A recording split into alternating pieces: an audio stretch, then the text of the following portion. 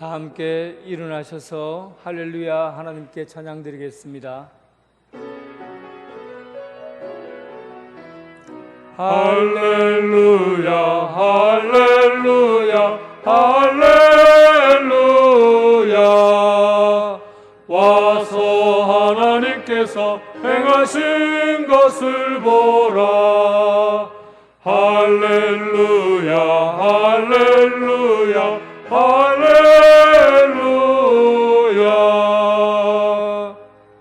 여호와 우리 하나님이여, 우리를 구원하사 여러 나라로부터 모으시고 우리가 주의 거룩한 이름을 감사하며 주의 영예를 찬양하게 하소서. 여호와 이스라엘의 하나님을 영원부터 영원까지 찬양할지어다. 할렐루야.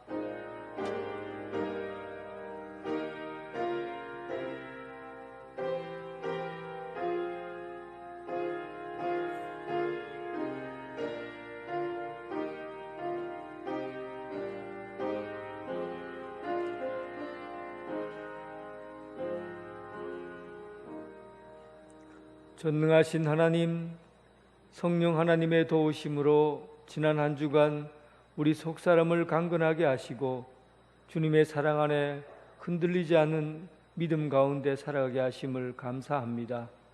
주님의 손길 아래 호흡하며 살던 저희들이 거룩한 주일을 맞이하여 성전에 모여 예배드립니다. 우리의 찬송과 기도와 예물을 기쁘게 받아 주옵소서. 신령한 은혜를 사모하는 성도들을 기억하사 예배를 통해서 들려주는 말씀으로 충만히 채워지게 하여 주옵소서. 예수님 이름으로 기원하옵나이다. 아멘.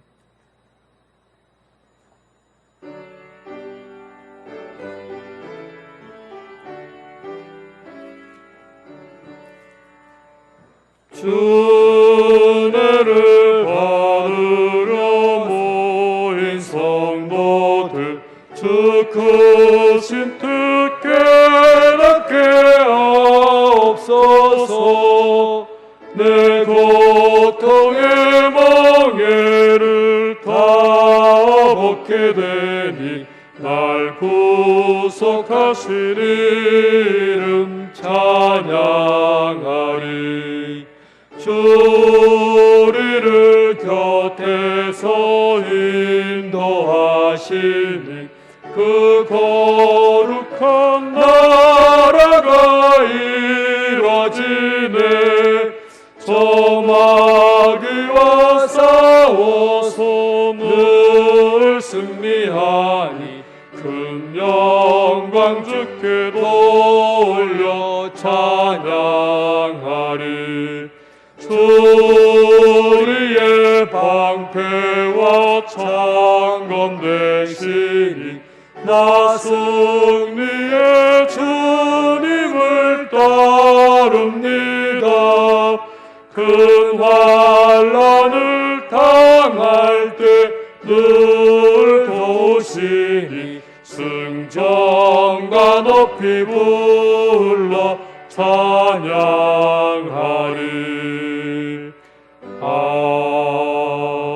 아멘. 사도신경으로 신앙 고백 드리겠습니다. 나는 전능하신 아버지 하나님 천지의 창조주를 믿습니다. 나는 그의 유일하신 아들 우리 주 예수 그리스도를 믿습니다.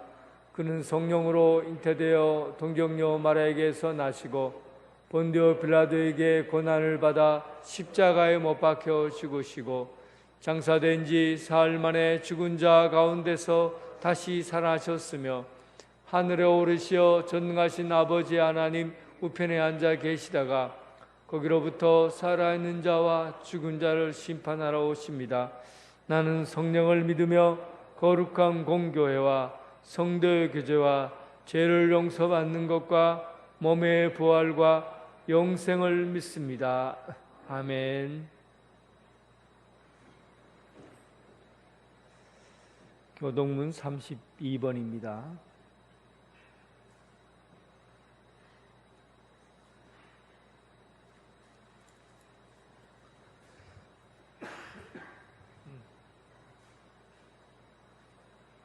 교동문 32번. 여호와여, 내가 주께 비하오니 내가 영원히 수치를 당하게 하지 마소서.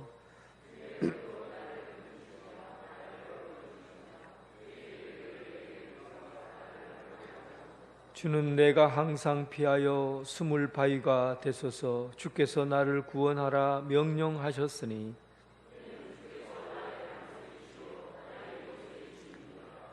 나의 하나님이여, 나를 악인의 손 곧 불의한 자와 흉악한 자의 장중에서 피하게 하소서.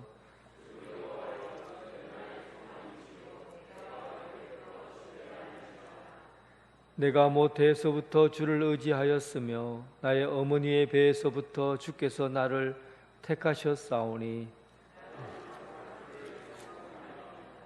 아멘.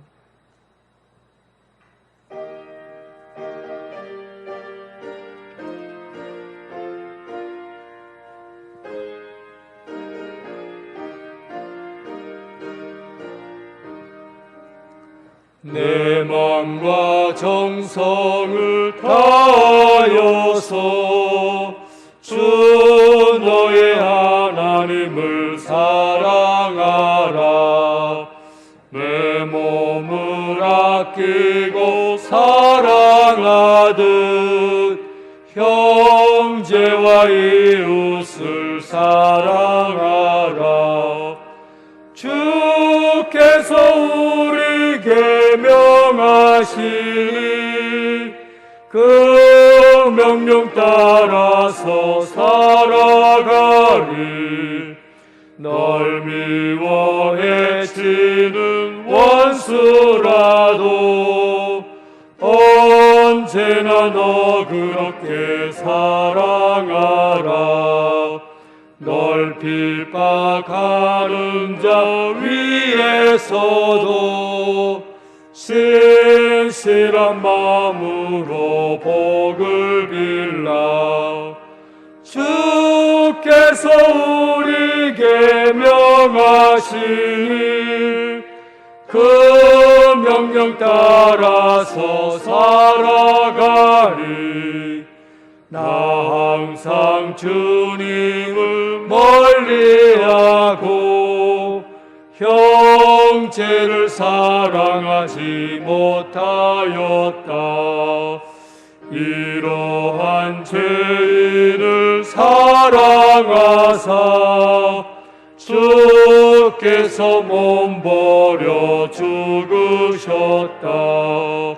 속죄의 큰 사랑 받으리모 내 생명 다 바쳐 충성하리.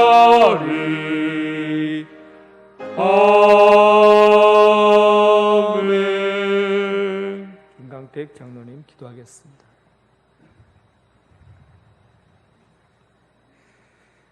사랑이 많으신 하나님 아버지, 지나온 무더운 날씨와 폭염 가운데서도 우리들을 건강한 모습으로 이날까지 지켜주심을 감사를 드립니다.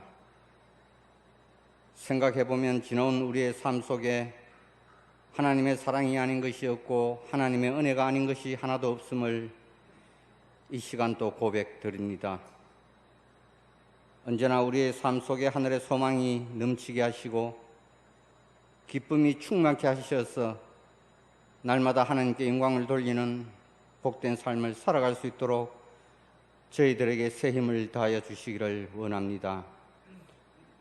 세상에서 가장 부족한 저희들을 선택하여 하나님의 귀한 자녀들로 삼아주시고 오늘 또 거룩하고 복된 주님의 날을 허락하여 주시어서 이 시간 또 사랑하는 주의 성도들이 주님 전에 나와 하나님을 찬양하며 예배를 드립니다. 하나님 아버지, 이 시간 또 우리의 마음과 정성을 모아 드리는 이 예배를 기쁘게 받아주시고 오늘 또 하늘로부터 내려주시는 신령한 은혜를 풍성히 내려주시기를 원합니다. 부족한 저희들은 하나님의 거룩한 백성들이라 하면서도 지나온 우리의 삶을 다시 한번 되돌아보면은 하나님 말씀대로 하나님이 원하시는 기뻐하시는 삶을 살기보다는 우리는 여전히 내 생각과 내 뜻을 앞세우며 세상을 바라보며 세상에 의지하여 살아왔던 시간들이 더 많았음을 회개합니다. 하나님 아버지, 이 시간 또 우리가 세상 속에 살아오면서 알게 모르게 지은 모든 죄와 허물과 그리고 부끄러운 우리의 모습들을 다시 한번 용서하여 주옵소서. 우리의 행편과 처지를 보면은 참으로 실패하고 낙심할 수밖에 없지만은 주님의 말씀에 순종하여 말씀에 의지하여 살아갈 때 하늘로부터 새 힘과 새 소망을 얻으며 주님이 주시는 기쁨을 누리며 살아가게 하여 주시는 줄 믿습니다. 하나님 아버지, 저희들을 다시 한번 믿음 가운데 굳게 붙들어 주시옵소서.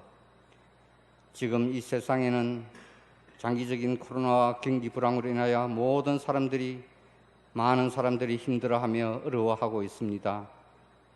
사랑하는 성도들의 가정들이 어려움에 처하지 않도록 우리 하나님 지켜주시고 직장과 사업터에 복을 주시며 자녀들을 축복하여 주시기를 원합니다.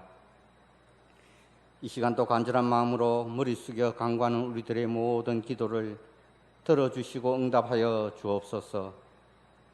믿음으로 말미암아 변화되어지는 우리의 삶 속에서 주님이 주시는 복된 삶의 기쁨을 누리게 하시고 언제나 주님이 주시는 참 기쁨과 참 평안을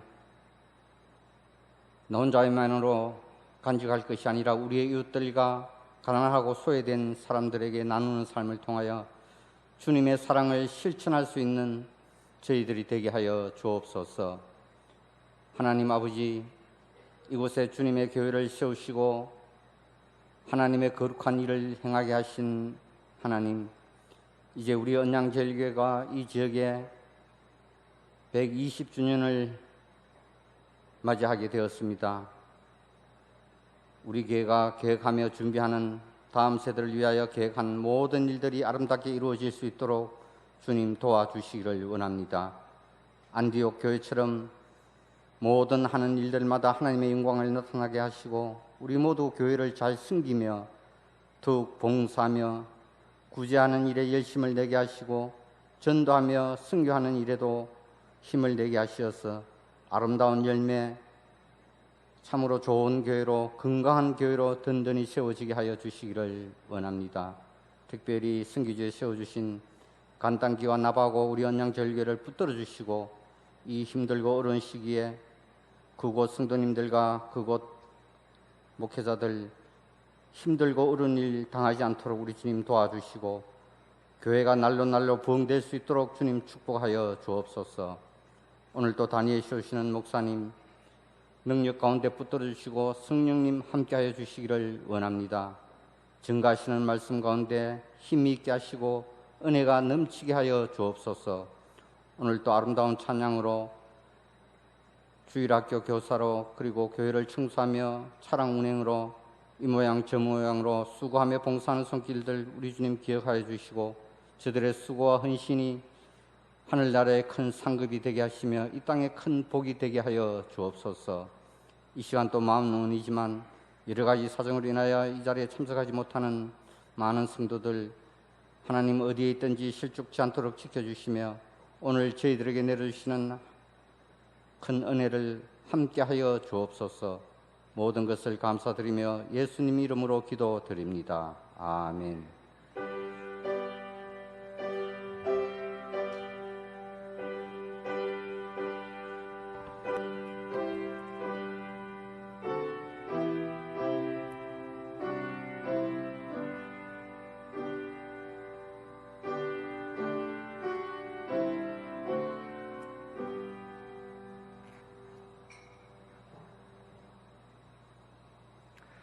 성도 여러분 반갑습니다. 주님의 사랑으로 사랑합니다. 우리 교회 처음 오신 여러분을 진심으로 환영합니다. 새 가족을 등록하시고 마련된 환영의 자리에 오셔서 친교를 나누시기 바랍니다. 오늘은 오순절 후 11번째 주일입니다. 오늘 오후 찬양 예배는 제4여전도의 헌신 예배로 드립니다. 제3남성교회 헌신 예배가 9월 4일 오후 찬양 예배 시에 있습니다. 기도로 준비하여 주시기 바랍니다. 온라인으로 예배 드리실 분은 오전 11시 30분 유튜브를 통해서 드리시기 바랍니다. 오늘 각 기관별로 원례를 모여주시기 바랍니다. 다음 주 28일 당회로 모이겠습니다. 8월 위로 페스티벌이 28일 오후 찬양 예배 시간에 있습니다. 8월달 생일자는 빠짐없이 참석해 주시기 바랍니다. 각 구역에서는 생일자를 위한 축하 메시지를 준비해 주시기 바랍니다. 교회 창립 120주년 기념 물품 전시회를 합니다. 각 가정에 있는 교회와 관련된 사진이나 물품을 가져오시기 바랍니다. 전시 후 모두 돌려드리겠습니다. 울산노예 승적 장학생 선발이 있습니다. 주보를 참조해 주시고 제출 서류는 부목사님께 문의해 주시기 바랍니다. 부목사님 8월 22일부터 26일까지 휴가입니다. 참고해 주시기 바랍니다. 온라인 예배 시 헌금은 교회 계좌를 이용해 주시기 바랍니다. 성경 읽기 릴레이가 1056독째 진행 중에 있습니다. 많은 참여 바랍니다. 광고 이상입니다. 찬송 부르면서 봉헌하겠습니다.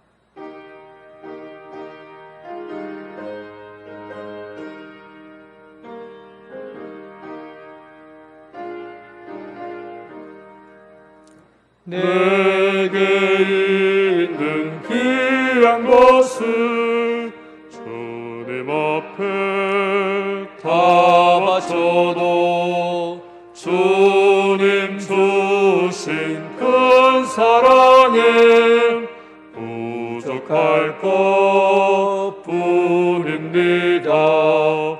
구원하신 나의 주님 크신 은혜 생각하며 주께 일서 바치겠네.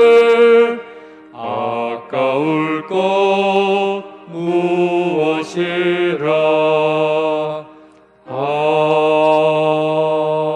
아멘. 참된 쉼과 안식 주시는 하나님, 일생의 수레바퀴가 바쁘게 돌아가지만 오늘 주님께서 우리에게 주신 참된 쉼이 있는 안식일을 주셔서 감사합니다. 공중나는 새들과 들에 핀 꽃들에게도 하나님 아버지를 노래하며 찬양하게 하시고 오늘 우리가 가진 것으로 아버지 앞에 찬양하고 봉헌하게 하시니 감사합니다. 하나님을 경외하는 삶이 세상에서 가장 복된 길인 줄 알고 몸과 마음과 정성을 다해서 봉헌합니다. 땀 흘려 열매를 거두고 10의 1조를 드립니다. 삶의 향기가 감사로 모아져서 예물을 드립니다. 저 필리핀, 간단기, 나바고, 일본, 중국, 저 아프리카에 이르기까지 주님의 교회를 세우기 위해서 선교 예물을 드립니다. 120주년에 쌓아놓은 하나님의 그 영광스러운 날을 위해서 계좌시 예물을 드립니다. 매주일마다 잊지 않게 올려지는 헌금들 모든 것들을 받아 주시옵소서. 하나님을 사랑하고 이웃을 내 몸과 같이 사랑하라고 말씀하신 그 말씀에 따라서 삶의 자리가 말씀 안에서 넉넉하고 풍성한 잔치가 되게 하여 주옵소서. 예수님 이름으로 기도드립니다. 아멘. 하나님께서 오늘 우리에게 주신 말씀은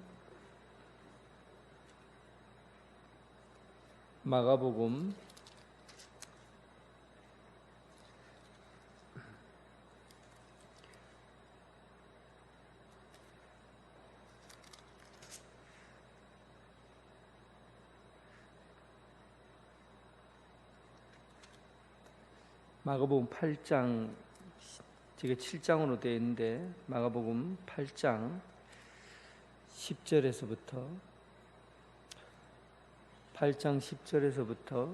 21절까지 말씀입니다. 마가복음 8장 10절부터 21절까지 말씀. 하나님의 말씀을 봉독해 올리겠습니다. 8장 10절. 곧 제자들과 함께 배에 오르사 달마누다 지방으로 가시니라. 바리새인들이 나와서 예수를 힐난하며 그를 시험하여 하늘로부터 오는 표적을 구하거늘 예수께서 마음속으로 깊이 단식하시며 이르시되 어찌하여 이 세대가 표적을 구하느냐. 내가 진실로 너에게 이르노니 이 세대에 표적을 주지 아니하리라 하시고 그들을 떠나 다시 배에 올라 건너편으로 가시니라. 제자들이 떡 가져오기를 잊었음에 배에 떡 한 개밖에 그들에게 없더라.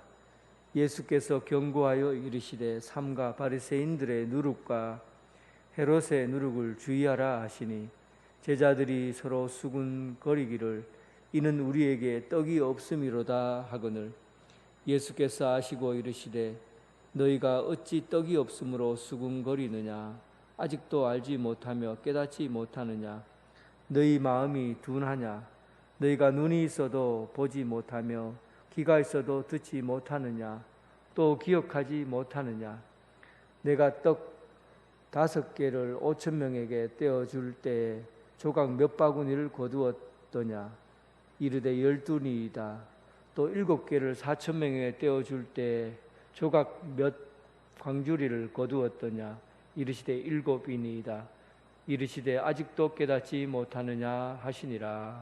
아멘.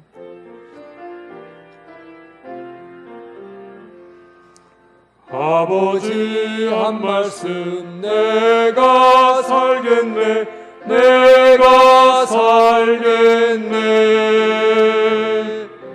아멘 아멘 아멘 아멘 아멘.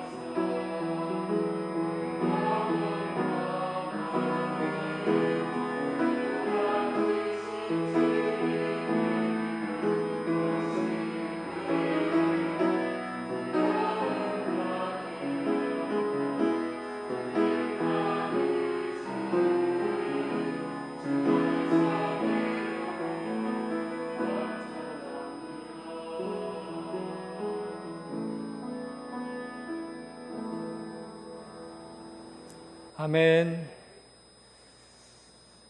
주님의 평강이 여러분들과 함께 하기를 바랍니다.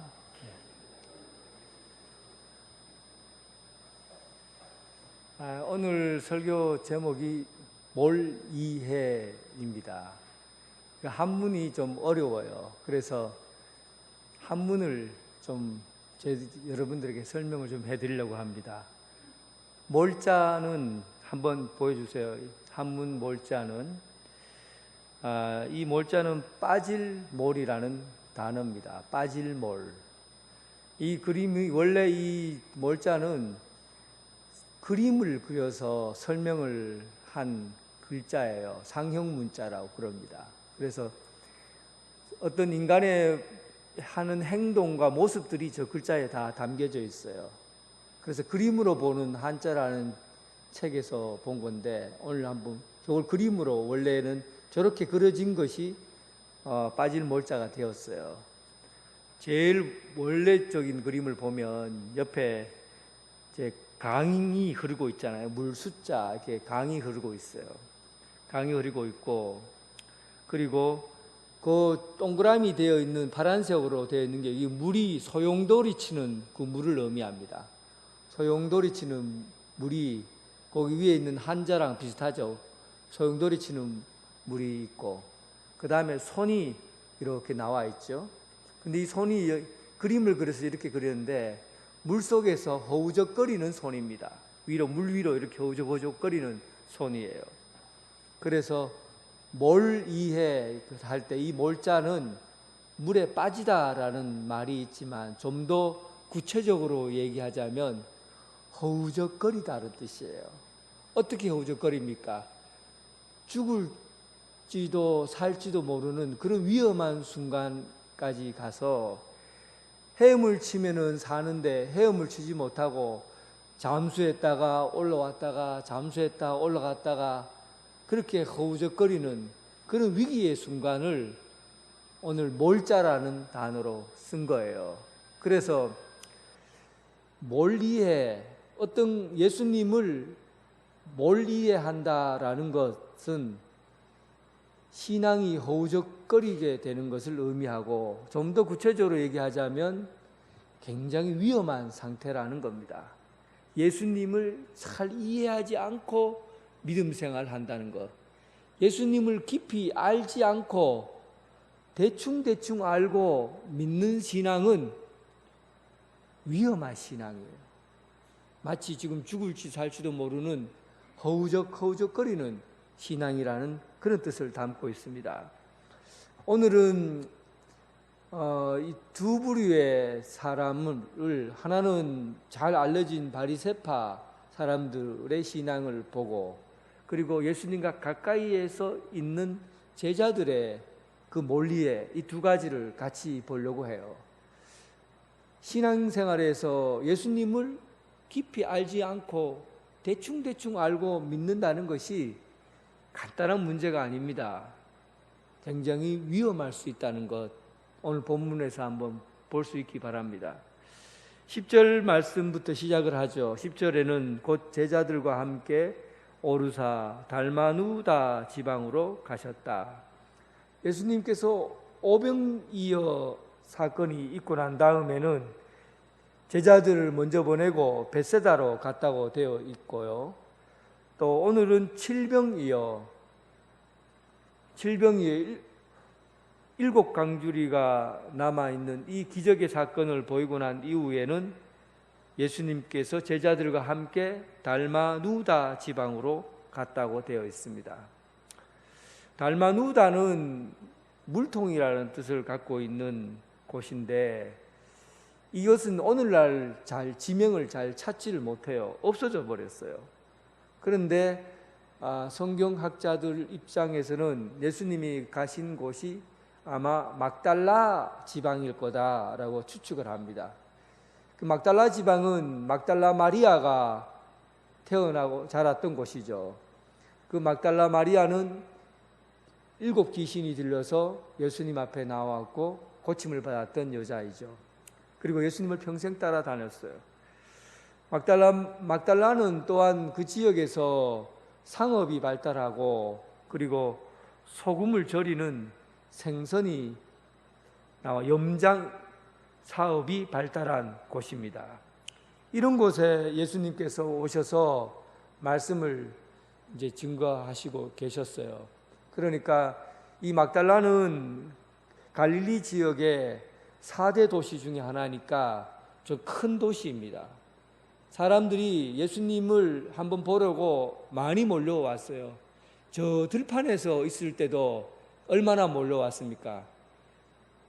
5천 명이 먹었다고 하니까 실제로 숫자로 보면 2만 명에서 3만 명 정도가 예수님을 따라다녔어요. 여러분, 2만 명 정도, 3만 명 정도면은 오늘날 우리들의 사는 시대로 말하자면 동그라미 하나씩 더 붙여야 됩니다. 20만 명에서 30만 명이 예수님을 따라다녔다고 보면 더 정확할 겁니다. 그때 오늘 본문 11절에 보면 바리새인들이 나와서 예수를 힐난했다라고 되어 있잖아요. 근데 바리새인들이 나왔다라는 말을 왜 구태여 바리새인들이 나왔다고 표현했을까? 7장 1절에도 보면 바리새인들과 서기관 몇이 예루살렘으로부터 예수께 모여왔다.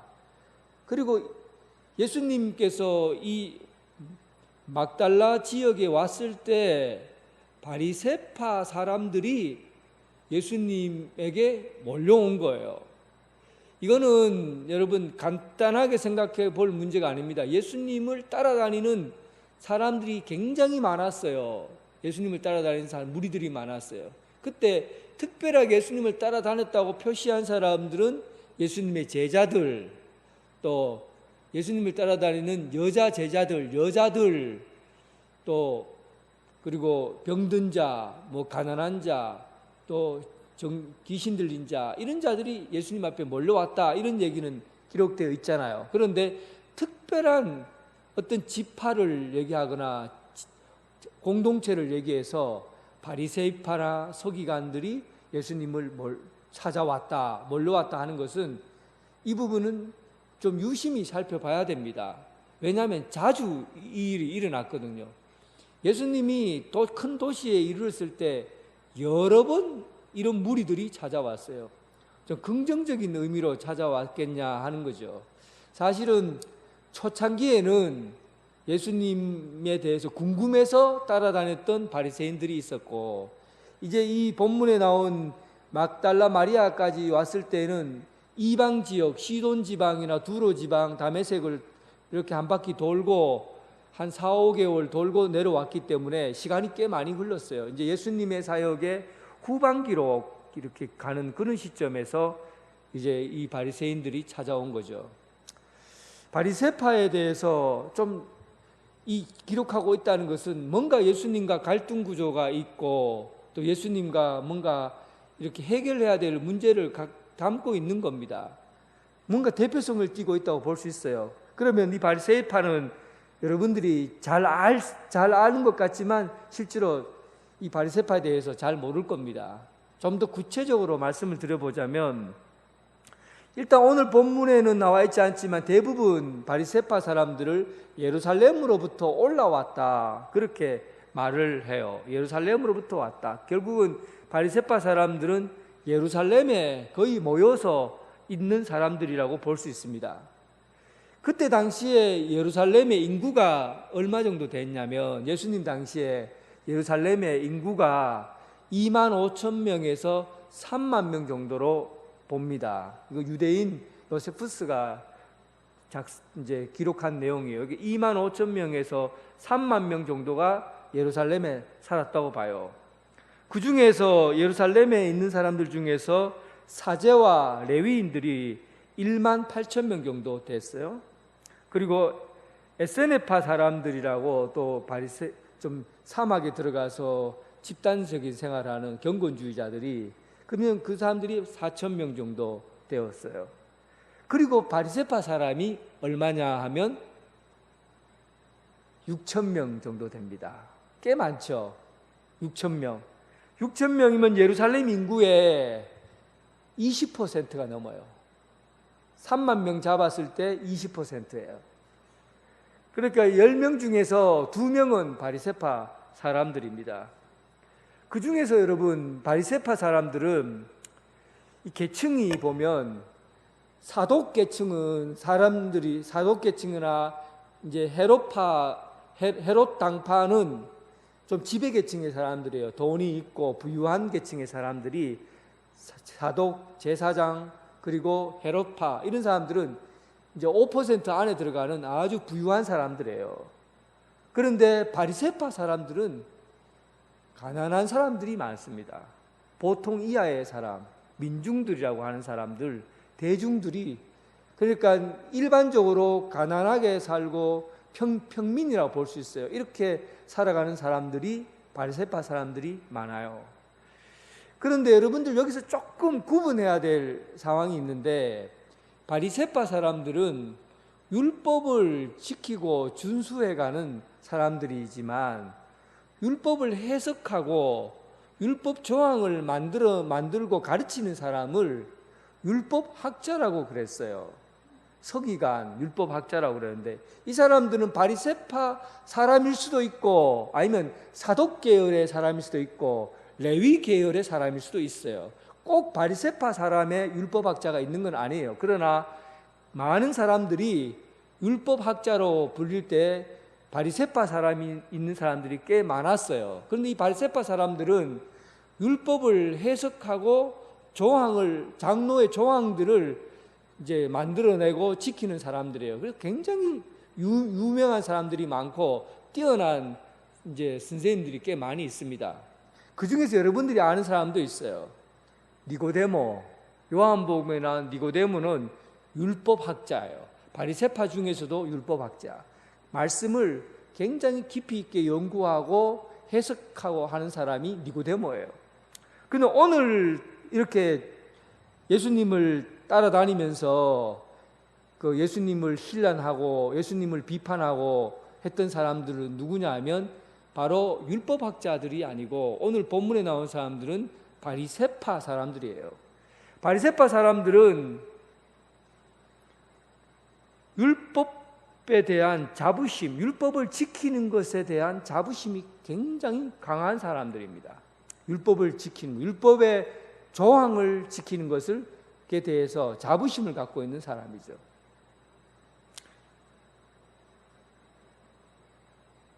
한국 사회에서 가장 자부심이 강한 군대가 있습니다. 그 부대를 마치고 나온 사람들끼리 모인 그걸 해병대 전우회라고 하죠. 참 세계에서 찾아보기 힘든 그런 단체에 대한 자부심이 강한 그런 그룹이에요.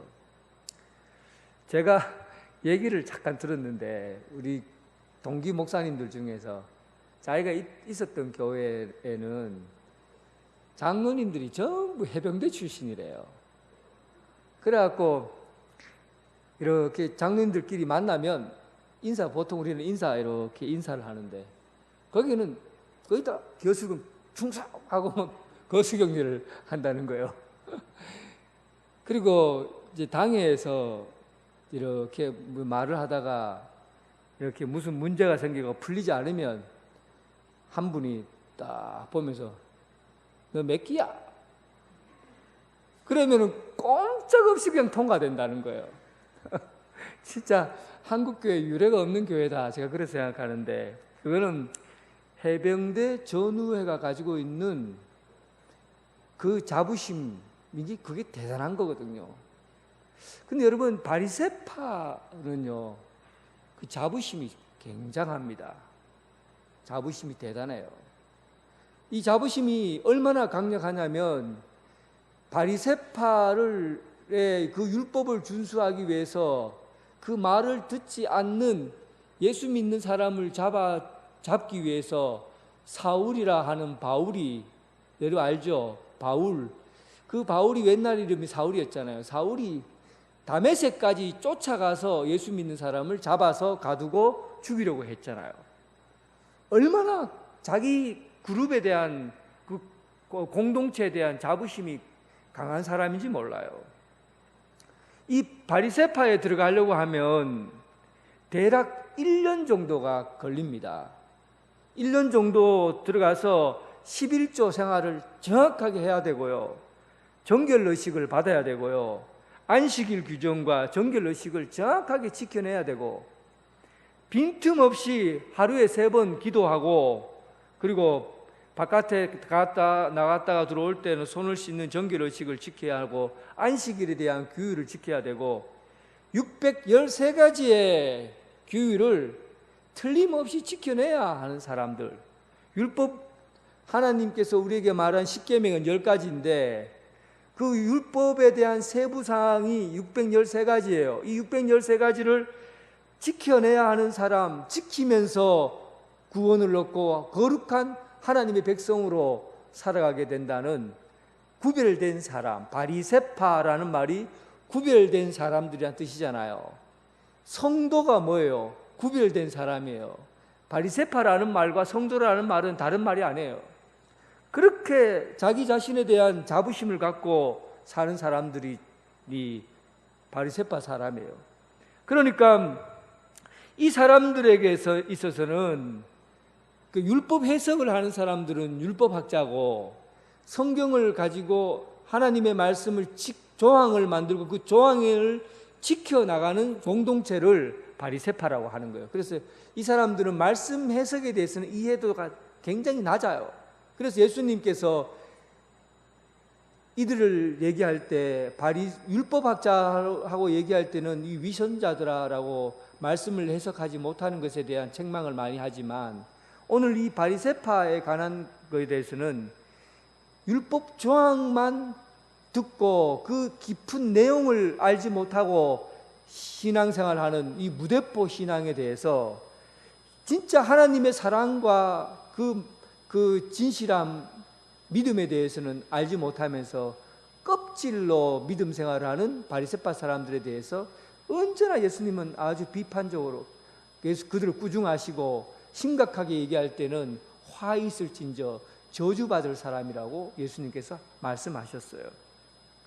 그만큼 이 바리새파 사람들에게 대해서 예수님께서는 그 신앙이 너무 규율을 강조하고 규칙과 조항을 앞세워서 신앙을 본질을 훼손하는 그들의 신앙은 예수님께서 강력하게 비판하셨던 거예요. 강력하게 책망하셨던 것입니다. 바리새파 신앙을 다른 말로 하면 제가 볼 때는 무대포 신앙이라고 볼 수 있어요. 무조건 믿으면 된다고 보는 것이죠. 우리도 신앙생활할 때 예수님께서 말씀하신 것을 깊이 이해하고 알아가는 과정이 굉장히 중요해요. 믿음을 지켜나가고 믿음이라고 신앙이라고 하는 그런 것들을 그냥 무조건 믿으면 됩니다. 무조건 믿으면 됩니다. 이런 신앙은 신앙의 한계가 분명히 드러납니다. 왜냐하면 알지도 못하고 예수님을 믿는 것, 예수님에 대해서 깊이 있게 이해도 못하고 십자가에 대한 그 사랑도 알지도 못하면서 무조건 믿으면 된다고 하는 이 신앙은 오늘 바리새인들이 그 신앙의 깊이는 이해하지 못하면서 율법의 깊이는 도달하지 않으면서 그 규율과 법만 지키면 되는 이런 신앙은 무대포 신앙이라고 말할 수 있어요. 오늘 본문에도 예수님께서 오시자 바리새파 사람들이 예수를 힐난하면서, 이 힐난하다는 말은 트집을 잡아서 구덩이 속에 집어넣는다라는 의미잖아요. 그렇게 무조건 틈만 있으면 비난거리를 찾아서 예수님을 걸어 넘어뜨리려고 하는 그런 생각을 하고 있었습니다. 이 사람들이 예수님께서 메시아로 오셨으면 아마 바리새파를 중심으로 해서 메시아가 움직이지 않았겠나, 아마 이런 착각을 했던 것 같아요. 왜냐하면 처음부터 예수님께서 나사렛에서부터 태어나셔서 활동하셨다는 것에 대한 불만을 바리새파 사람들을 가지고 있었거든요. 예수님이 메시아가 오시면 어디서 오겠냐? 예루살렘에 오시지. 나사렛이라는 이름 없는 동네에서 오시겠느냐? 그래서 그들은 이미 예수님이 나사렛에서부터 출발했다는 것 자체가 바리새파 사람들에게는 못마땅했습니다. 그리고 예수님께서 사람을 우리는 율법에 대해서 조항 하나하나를 다 따져가면서 진짜 아주 먼지만한 조항도 지키려고 그렇게 애를 쓰는데 그걸 613가지나 만들어 놓고 조항을 지키려고 하는데 예수님은 그 큰 덩어리에 안식일도 지키지 않고 안식일 규정도 자기 마음대로 해석하고 그리고 손 씻는 정결 의식도 우리 법칙대로 따르지 않고 자기 마음대로 손을 씻고 그러니까 율법 조항을 따르지 않는 예수에 대해서 메시아라고 말하는 것이 불편했던 거예요. 뿐만 아니라 오늘 본문에는 당신이 정말 메시아라고 한다면 지금 보여준 표적으로는 우리는 이해하지 못하겠다. 그러니까 우리가 이해할 수 있는 표적을 보여달라는 겁니다. 자기들이 이해할 수 있는 표적. 예수님께서 표적을 얼마나 많이 보여줬어요. 오병이어의 사건만 해도 대표적인 표적이고 뿐만 아니라 죽은 사람을 살리는 일이 여러 번 있었고 귀신 들린 자를 쫓아내면서 하나님 나라가 임했다고 말씀하셨고 정말 수도 없이 이들에게 예수님의 표적을 보여주었어요. 그런데 이 바리새파 사람들은 예수님에게 요구를 합니다. 우리가 이해할 수 있는 표적을 보여달라. 메시아라고 왔으면 하늘에서 내려오는 하늘에서 보여주는 그런 표적을 우리에게 보여달라는 겁니다. 그들이 말하는 표적은 요엘서 2장 31절과 같은 표적이에요. 요엘서 2장 31절에는 이렇게 나와 있습니다. 여호와의 크고 더러운 날이 이르기 전에 해가 어두워지고 달이 핏빛같이 변하려니와 여호와 하나님께서 이 땅에 오시는 날에 되면 하늘의 달이 핏빛처럼 변하게 되고 해가 갑자기 어두워지는 이런 하늘의 표적을 보여달라는 거죠. 지금까지 수많은 기적과 표적을 그들에게 보여줬지만 자기들이 원하는 방식대로 보여주지 않는 것에 대해서는 표적이라고 보지 않는다는 겁니다. 그러니까 이 바리새인들의 예수님에 대한 몰이해, 신앙의 허우적거리는 믿음의 허우적거림, 얼마나 위험한 상태인지 모릅니다. 예수님을 볼 때 어떤 눈으로 봅니까? 자기가 이해할 수 있는 틀에서의 메시아, 자기가 이해할 수 있는 틀에서의 바리새인 중심의 구원자, 자기가 생각하는 그 틀에서 자기가 보는 그 창으로 보는 그 눈에서 벗어나면은 예수님은 메시아가 아니다, 구원자가 아니다. 잘못 해석하면 예수님은 귀신의 왕이다, 바알세불에 집혔다, 이렇게까지 극단적으로 해석하면서 예수님을 비판하는 겁니다.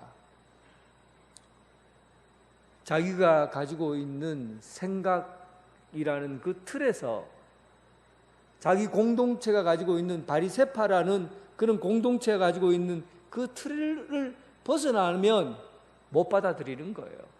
그러면 비판하는 것이죠. 신앙의 몰 이해는 자기 틀이 너무 강한 겁니다. 자기 틀을 벗어나지 못하는 거예요. 자기 생각과 공동체의 생각과 또 자기 마음에 품고 있는 것이 너무 강해서 진리를 못 받아들이게 되는 겁니다. 사랑하는 성도 여러분, 여러분 어떤 눈으로 주님을 바라보십니까? 여러분 생각에 갇혀 있거나 아니면 여러분들이 가진 공동체의 틀에 갇혀 있어서 예수님으로 바라보지 못하고 예수님을 더 깊이 있게 알지 못하는 그런 어리석은 예수님에 대한 몰리의 과정 속에 있다면 오늘 여러분 마음의 창을 바꾸어 보시기 바랍니다. 내 틀이 아니라 예수님의 생각과 예수님의 마음을 품고 주님을 깊이 있게 알아가는 여러분 되시길 주님의 이름으로 축원합니다. 그 두 번째, 예수님의 말씀을 잘 이해하지 못한 사람들은 안타깝게도 예수님의 제자들이에요. 오늘 본문에는 칠병이어의 사건이 있고 난 이후에 제자들과 함께 바리새인들과 논쟁이 끝나고 나서 그리고는 배를 타고 다른 곳으로, 그 배를 타고 올라 건너편으로 가시려고 했습니다. 그때 제자들이 오늘 본문에 보면 제자들의 눈에 들어오는 게 있었는데, 그 눈에 들어오는 것이 뭐냐 하면 14절에 보니까 제자들이 떡 가져오기를 잊었음에 배에 떡 한 개밖에 그들에게 없더라. 떡이 몇 개 있다고 되어 있습니까? 한 개밖에 없다 그래요. 그러니까 항상 이 한 개라는 것은 관심의 대상입니다. 먹을 때도 보면 음식이 제일 마지막에 한 개 남아있는 것, 저거 누가 먹나 하고는 고민하잖아요. 그 한 개라는 것은 이 사람의 관심이 어디에 있는지를 보여주는 겁니다. 그러니까 제자들은 배를 칠병이어의 사건이 있고 난 다음부터 줄곧 관심이 어디에 있었냐면 그들이 머물고 있는 것은 떡 하나에 관심을 갖고 있었던 겁니다. 왜 우리가 떡을 챙기지 못했나? 예수님께서 나중에 걱정하시겠네. 그리고 이 떡을 챙기지 못했으니 우리는 또 다음에 굶어야 되나? 이런 생각을 하는 거죠. 주님께서 그들이 생각을 아시고 난 다음에 말씀하신, 너희가 지금 무엇을 생각하느냐? 바리새인의 누룩과 헤롯의 누룩을 주의해라. 그렇게 말씀하셔요. 우리가 여러분 눈이 어디에 머물고 있느냐 하는 것은 그 사람의 신앙이 어떻게 변해가느냐와 관계에 있는 겁니다. 애굽에서 종이 되었을 때, 그때 이스라엘 백성들을 모세가 이끌고 홍해바다를 건너가요. 홍해바다를 건너고 난 다음에 그때 감격이 얼마나 컸던지 미리암은 구원의 노래를 불렀어요. 속옷치며 북치면서 구원의 노래를 불렀어요. 그런데 한 달이 지나고 광야를 지나갔는데 갑자기 물이 물 먹을 물이 없어지고 하니까, 땅을 파니까 물이 나오는데 쓴물만 나오고, 그래서 그들이 불평을 한 거예요. 어떻게 우리에게 이 쓴물을 줘서 먹게 하느냐 하고는 모세를 향해서 불평을 했습니다. 참 놀랍지 않아요? 은혜를 받고 기적을 받은 것이 언제입니까? 한 달밖에 되지 않았어요. 그리고 그 놀라운, 정말 평생 잊을 수 없는, 수백 년 수천 년이 지나도 잊을 수 없는 바다가 갈라지는 그런 것을 눈으로 직접 보고 몸으로 느꼈던 사람들인데, 그런데 은혜를 싹 잊어버리고 눈앞에 있는 물 때문에 원망하고 불평하는 거예요.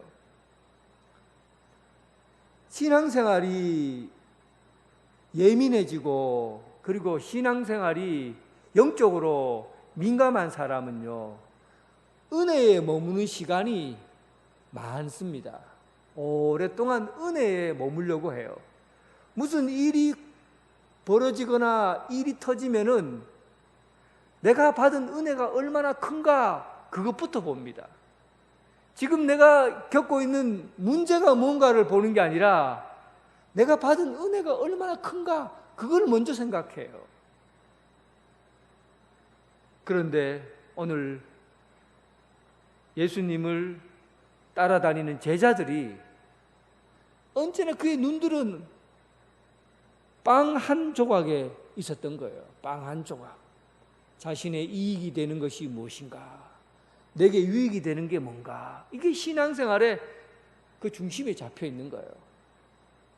그러자 예수님께서 제자들에게 바리새인의 누룩과 헤롯의 누룩을 주의해라. 이 누룩이라는 것은 이 빵 전체에 스며들면서 자연스럽게 그 빵 전체를 장악하게 되는 게 누룩이잖아요. 이 곰팡이니까 처음에는 작게 피어났다가 시간이 조금만 지나면 곰팡이가 어느새 싹 다 퍼져버리는 그런 것을 주의하라는 겁니다. 그러니까 바리새파의 누룩과 헤롯의 누룩, 뭐 구체적으로 말할 필요가 없어요. 그냥 이 바리새파의 누룩과 헤롯의 누룩은 지금 이 세상이 사고하는 사고방식이라고 생각하면 돼요. 가치라고 생각해요. 예수님을 생각하는 그 가치와 이 세상이 생각하는 가치를 비교해 보면 될 거예요. 그러니까 신앙생활에서 주의하지 않고 예민하지 않으면 자연스럽게 곰팡이에 감염되듯이 세상의 가치에 우리는 급속하게 감염되어 버린다는 겁니다. 그래서 예수님께서 이렇게 얘기했죠. 바리새인의 누룩과 헤롯의 누룩을 주의하라. 잘 살펴보라는 얘기입니다.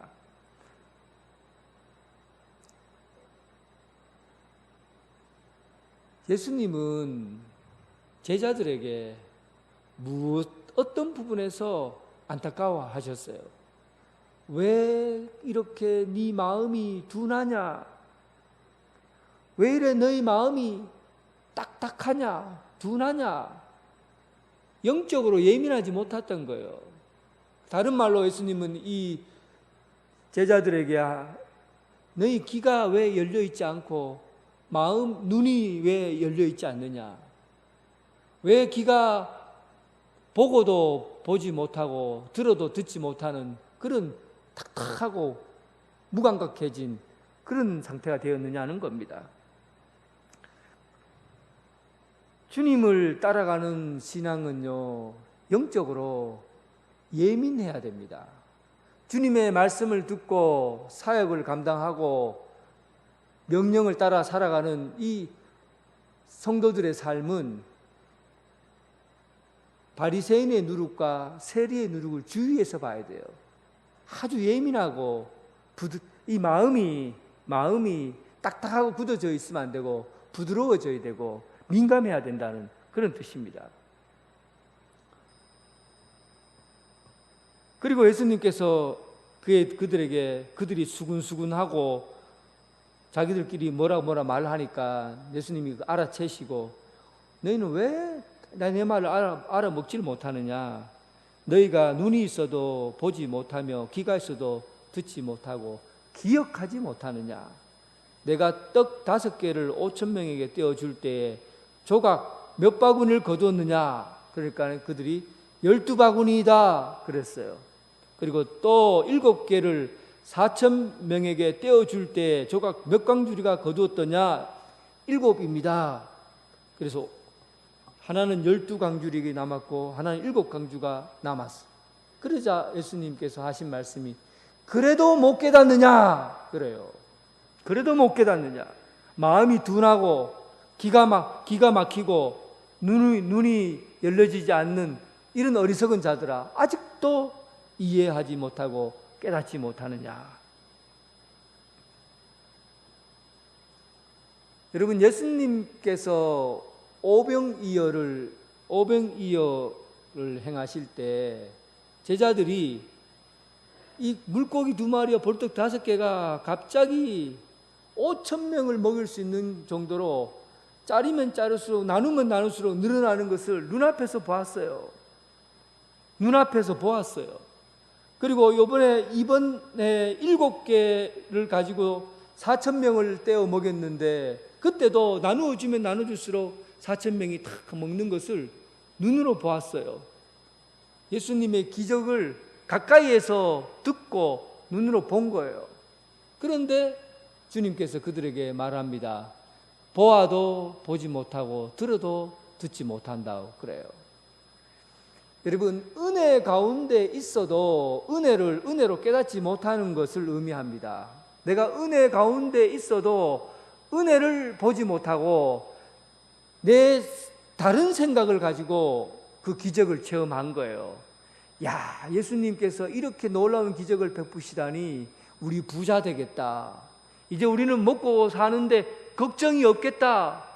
이제는 배고픔 외에는 배고픈 문제에 대해서는 이겨내겠다.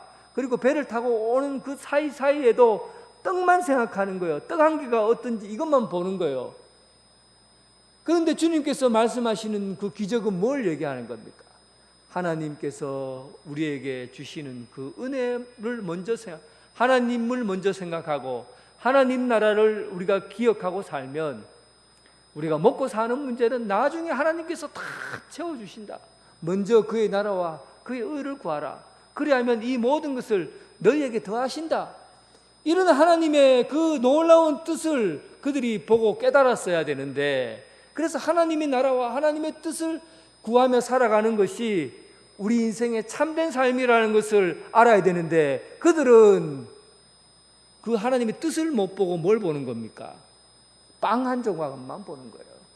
그 하나님의 은혜의 그 풍성한 것 안에 있으면서도 그 풍성함을 누리지 못하고 빵 한 조각만 기억하는 것이죠. 이런 눈을 가진 사람을 봐도 보지 못하고 들어도 듣지 못하는 마음이 딱딱하고 굳은 사람이라고 말하는 겁니다. 사랑하는 성도 여러분, 진짜 위험한 신앙은 예수님에 대한 몰 이해입니다. 예수님을 깊이 있게 알지 못하고 내 생각과 내 뜻을 내 삶 속에서 신앙생활을 통해서 구원하려고 하고 내 욕심을 믿음을 가지고 채우려고 하고 은혜 가운데서도 내 생각만 하려고 하는 이런 신앙은 예수님을 이해하지 못하고 물속에 들어가 허우적허우적 거리다가 망해버리는 그런 믿음을 갖는 것입니다. 주님의 말씀을 깊이 있게 알아가시길 바랍니다. 주님을 알아가시되 깊이 있게 알아가시고 주님을 이해하되 주님께서 말씀하시는 것을 그대로 깨닫고 믿음을 키워가는 여러분 되시길 주님의 이름으로 축원합니다. 하나님 아버지, 우리가 살아가고 있는 이 현장은 바리새파 사람들처럼 자기들 생각만이 옳고 자기 그룹만이 믿음을 세워가는 그런 공동체라고 그렇게 주장합니다. 자기 공동체 외에는 예수님이 오셔도 진리가 있어도 받아들이지 않는 그런 어리석인 공동체입니다.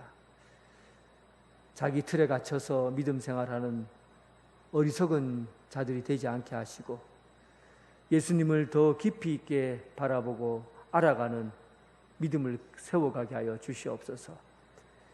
우리가 생각하는 이 또한 내만 잘 되면 된다는 그러한 생각들을 가지고 믿음 생활하는 어리석음을 범치 않게 해주셔서 예수님의 말씀, 예수님의 은혜, 하나님 나라, 그의 뜻을 세워가는 그런 믿음의 공동체로 세워져 가게 하여 주시옵소서. 이 땅 가운데 하나님의 뜻이 이루어지게 하시고 하나님 나라가 충만히 넉넉하게 채워지는 그 나라가 우리의 삶 가운데 이루어지기를 바라오며 예수 그리스도의 이름으로 기도드립니다. 아멘. 다 함께 일어나셔서 하나님께 찬양드리겠습니다.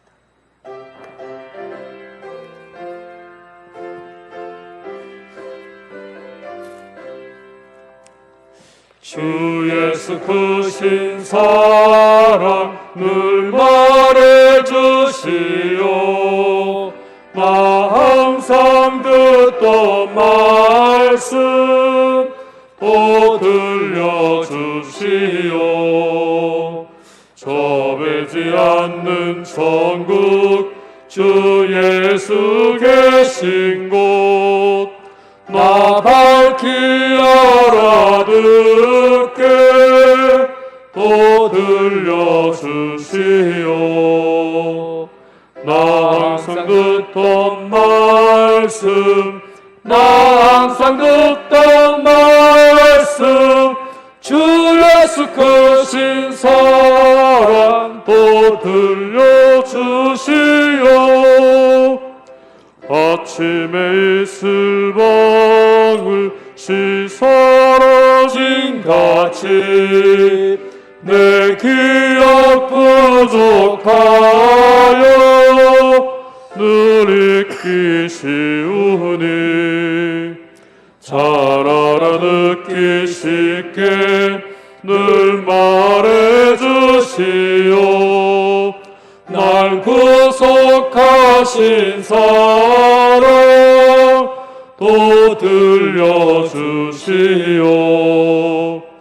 나 항상 듣던 말씀, 나 항상 듣던 말씀, 주 예수 크신 사랑 또 들려주시오.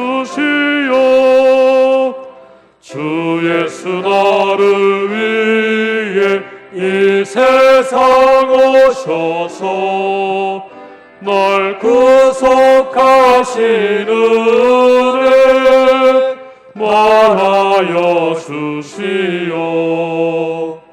나 같은 사람 위에 주 보혈을 흘렸네.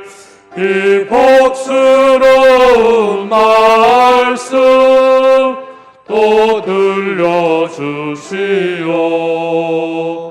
나 항상 듣던 말씀, 나 항상 듣던 말씀, 주 예수 크신 사랑 또 들려주시오. 이 세상 헛된 영광 날 미혹할 때에 주 예수 크신 사랑 또 들려주시오. 천국의 빛난 영광 내 눈에 비칠 때 주 예수 크신 사랑 또 들려주시오. 나 항상 듣던 말씀, 나 항상 듣던 말씀, 주 예수 크신 사랑 또 들려주시오. 이제는 예수 그리스도의 은혜와 극진하신 하나님의 사랑과 성령님의 교통 감화 역사하심이 세상의 유혹과 세상의 가치와 세상의 감정들로 내 삶이 주관되는 것이 아니라 하나님의 은혜 가운데 하나님의 뜻이 우리의 삶을 승리로 이끌어갈 것을 믿고 그 믿음 가운데 살아가길 원하는 오늘 이 자리에 함께한 성도들과 각 가정에서 예배드리는 성도들 위해 지금부터 영원토록 함께 하시기를 간절히 축원하옵나이다. 아멘.